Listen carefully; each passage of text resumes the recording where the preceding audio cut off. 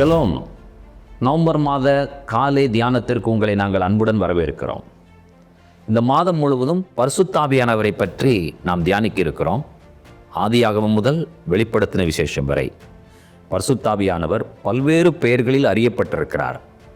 அவரை பெற்றுக்கொள்வதும் அவரை பற்றி அறிந்து கொள்வதும் பரிசுத்த ஆவியானவரை அப்பியாசப்படுத்துவதும் நம்முடைய வாழ்க்கையில் மிக மிக அத்தியாவசியமான காரியங்களில் ஒன்றாய் காணப்படுகிறது. வாருங்கள், பரிசுத்த ஆவியானவருடைய நிறைவை பெற்று அவருக்குள் நாம் நிலைத்து வாழ கர்த்தர் நமக்கு உதவி செய்வாராக. ஷலோம்.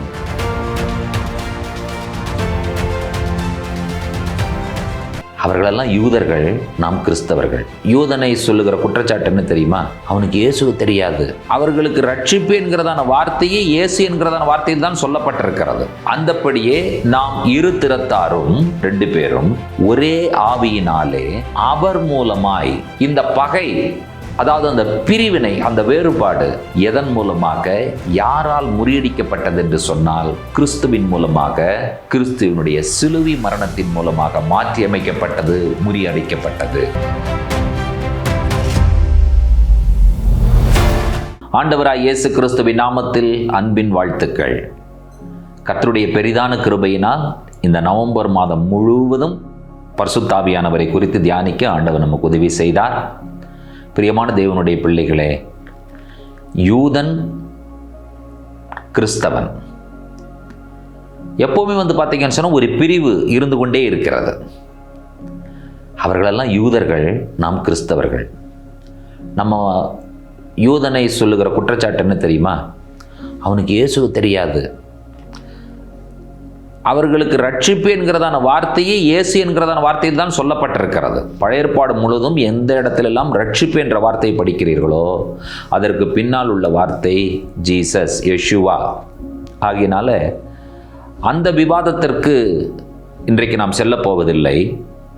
பவுல் எபேசியருக்கு ஒரு நிருபம் எழுதுகிறார். அது புறஜாதிகளுக்கு எழுதப்படுகிற நிருபம் என்பது நாம் அறிந்திருக்கிறோம். அதில் பவுல் சொல்ல வருகிற விஷயம் என்னவென்றால், யூதனையும் புறஜாதியும், அதாவது புறஜாதி என்று சொல்லுகிற வார்த்தை விக்கிரகாராதனைக்காரர்களை அவர் சொல்லவில்லை, ரட்சிக்கப்பட்ட கிறிஸ்தவர்களை, யூதர்கள் அல்லாதவர்களை புறஜாதிகள் என்று சொல்லி அவர் அந்த டெர்மினாலஜியில் அவர் அழைக்கிறார். ஆனால் இவர்கள் யார் என்று சொன்னால், ரட்சிக்கப்பட்டு ஞானஸ்நானம் எடுத்து சபையில் இருக்கிறவர்கள். யூதனை பொறுத்தவரை யாராயிருந்தாலும் புறஜாதி தான். அது எந்த நாட்டவனாயிருந்தாலும் அது புறஜாதி தான். இந்த யூதன் புறஜாதி என்கிறதான விஷயம் வேறுபடுத்தப்பட்டிருக்கிறது என்று சொல்லி நாம் அறிந்த ஒன்றுதான். அதை பவுல் மிக தெளிவாக, அழகாக ஒரு பிரசன்டேஷன் கொடுக்கிறார் அந்த எபேசு சபையில் இருக்கிற மக்களுக்கு. எபேசியர் 2ஆம் அதிகாரத்தினுடைய 18வது வசனத்தை வாசிக்க கேட்போம். அந்தபடியே நாம் இரு திறத்தாரும் ஒரே ஆவியினாலே பிதாவினிடத்தில் சேரும் ஸ்லாக்கியத்தை அவர் மூலமாய் பெற்றிருக்கிறோம். அந்தபடியே நாம் இரு திறத்தாரும், அதாவது யூதன் புறஜாதி 2 பேரும் ஒரே ஆவியினாலே அவர் மூலமாய், ஒரே ஆவி பரிசுத்த ஆவி. அவர் என்ற பதம் யாருக்கு பொருந்தும்? இயேசுவுக்கு. அவர் மூலமாய் பிதாவினிடத்தில் சேரும் ஸ்லாக்கியத்தை பெற்றோம். இந்த இரு திறத்தாரும் என்று சொல்லுகிற விஷயம், இதற்கு முன்பான வசனங்களை நீங்கள் வாசிப்பீர்கள் என்று சொன்னால், அவர் மாம்சத்தின்படி, மாம்சத்தின் கைகளினாலே விருத்த சேதனம் பண்ணப்பட்டவர்களால் நாம் எவ்வாறு அழைக்கப்பட்டோம் என்று சொன்னால், விருத்த சேதனம் இல்லாதவர்கள் என்றும், தேவனற்றவர்கள் என்றும், வாக்குத்தத்தத்தின் உடன்படிக்கைக்கு அந்நியர்கள் என்றும், காணியாட்சிக்கு புறம்பானவர்கள் என்றும், நம்பிக்கை இல்லாதவர்கள் என்றும் அழைக்கப்பட்ட நாம் எப்படி மாறினோம்? சிலுவையின் மூலமாக பகையாக நின்ற சுவரை அவர் உடைத்து, அவர் என்ன செய்தார் என்று சொன்னால், சமாதான காரணரானார். யார்? கிறிஸ்து சமாதான காரணராகியிருக்கிறார். இந்த பகை, அதாவது அந்த பிரிவினை, அந்த வேறுபாடு எதன் மூலமாக, யாரால் முறியடிக்கப்பட்டது என்று சொன்னால் கிறிஸ்துவின் மூலமாக, கிறிஸ்துவினுடைய சிலுவை மரணத்தின் மூலமாக மாற்றி அமைக்கப்பட்டது, முறியடிக்கப்பட்டது. பவுலுடைய வார்த்தைகளை நீங்கள் அவர் நிருபங்களில் சொல்லுவதை நீங்கள் கவனித்திருக்கிறீர்கள். யூதன் என்றும் இல்லை, கிரேக்கன் என்றும் இல்லை. அடிமை என்றும் இல்லை, சுயாதீனன் என்றும் இல்லை, ஆண் என்றும் இல்லை, பெண் என்றும் இல்லை. நாம் எல்லாரும் கிறிஸ்துவுக்குள்ளாக ஒன்றாய் இருக்கிறோம் என்று சொல்லுகிறார். இப்ப ஆவியானவர் பிரிவினின் ஆவியானவரா? இல்லை, அவர் ஒற்றுமையின் ஆவியானவர். எபேசியர்ல பவுல் சொல்லும் பொழுது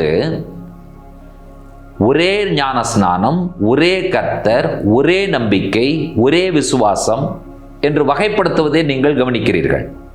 அவர் சொல்ல வரும்போது ஒரே கர்த்தர் என்று சொல்லும் பொழுது யூதனுக்கும் புறஜாதிக்கும், அதாவது கிறிஸ்தவனுக்கும் ஒரே கர்த்தர், யூதனுக்கும் கிறிஸ்தவனுக்கும் ஒரே ஞானஸ்நானம், யூதனுக்கும் கிறிஸ்தவனுக்கும் ஒரே நம்பிக்கை, யூதனுக்கும் கிறிஸ்தவனுக்கும் ஒரே விசுவாசம், யூதனுக்கும் கிறிஸ்தவனுக்கும் ஒரே தேவன், வேறு தேவன் அல்ல. ஆகையினாலே இந்த ஒற்றுமையை ஏற்படுத்துகிறவர் ஆவியானவர் என்று சொல்லுகிறார். இருதிறத்தாரும் ஒரே ஆவியினாலே கிறிஸ்துவின் மூலமாக பிதாவினிடத்தில் சேரும் ஸ்லாக்கியத்தை பெற்றிருக்கிறோம்.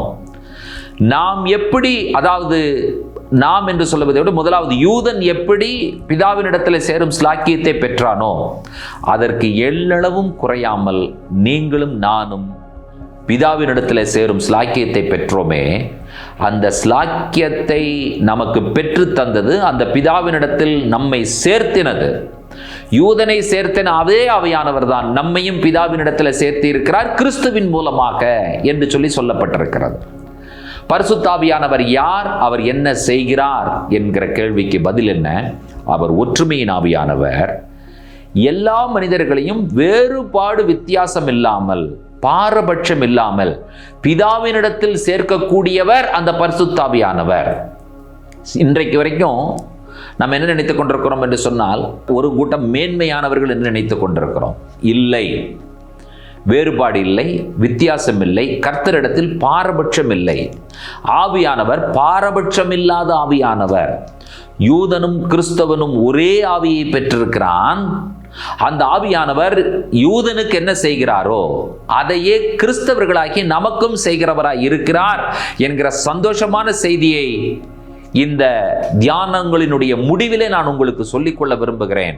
ஆகையினாலே பரிசுத்த ஆவியானவர் என்று சொல்லும் பொழுது இன்றைக்கு நாம் அறிக்கை செய்ய வேண்டியது அல்லது அறிந்து கொள்ள வேண்டியது என்னவென்று சொன்னால், நான் பெற்றிருக்கும் பரிசுத்த ஆவியானவர் ஒற்றுமையின் ஆவியானவர், நான் பெற்றிருக்கும் பரிசுத்த ஆவியானவர் பாரபட்சம் இல்லாத ஆவியானவர், நான் பெற்றிருக்கும் பரிசுத்த ஆவியானவர் என்னை பிதாவினிடத்தில் சேர்க்கக்கூடிய வல்லமையின் ஆவியானவர், என்னை பிதாவினிடத்தில் சேர்க்கக்கூடிய அதே ஆவியானவர். யாரெல்லாம் அவரை பெற்றுக் கொள்ளுகிறார்களோ அவர்கள் அனைவரையும் பிதாவினிடத்தில் சேர்க்கக்கூடிய ஆவியானவர்.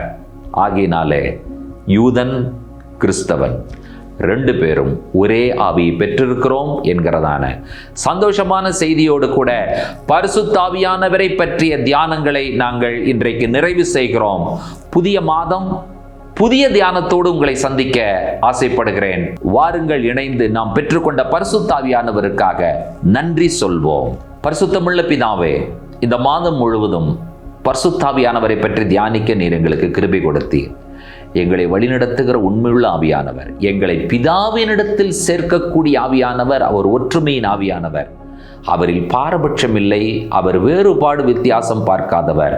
யூதன் என்றும் இல்லை, புறஜாதி என்றும் இல்லாமல் ஆண்டவரே, எல்லாரையும் ஆண்டவரே பிதாவினிடத்தில் சேர்க்கக்கூடிய ஆவியானவர். அந்த ஸ்லாக்கியத்தை ஆவியானவர் மூலமாக கிறிஸ்துவின் வழியாய் நாங்கள் பெற்றிருக்கிறோம் என்கிற நற்செய்திக்காய் நாங்கள் நன்றி சொல்லுகிறோம். அந்த ஆவியானவருக்காய் நாங்கள் நன்றி சொல்லுகிறோம் ஆண்டவரே. அந்த ஆவியானவருக்காய் நாங்கள் மீண்டுமாய் நன்றி சொல்லுகிறோம். நன்றி பரிசுத்த ஆவியானவரே, நன்றி நன்றி நன்றி, கோடான கோடி நன்றிகளை ஏறெடுக்கிறோம். துதி கனமை உமக்கே, இயேசு கிறிஸ்துவின் நாமத்தில் வேண்டிக் கொள்கிறோம் பிதாவே. ஆமேன் ஆமேன். நம்முடைய கர்த்தராகிய இயேசு கிறிஸ்துவின் கிருபையும் பிதாவாகிய தேவனுடைய அன்பும் பரிசுத்த தேவாவியானவருடைய அந்யோன்ய ஐக்கியமும் சிநேகமும் நம் அனைவரோடும் கூட கர்த்தருடைய வருகை பரியந்தம் நீடித்து நிலைத்திருப்பதாக. ஆமேன் ஆமேன். தேவ கிருபையும் சமாதானமும் நம்மில் பெருகுவதாக. ஷலோம்.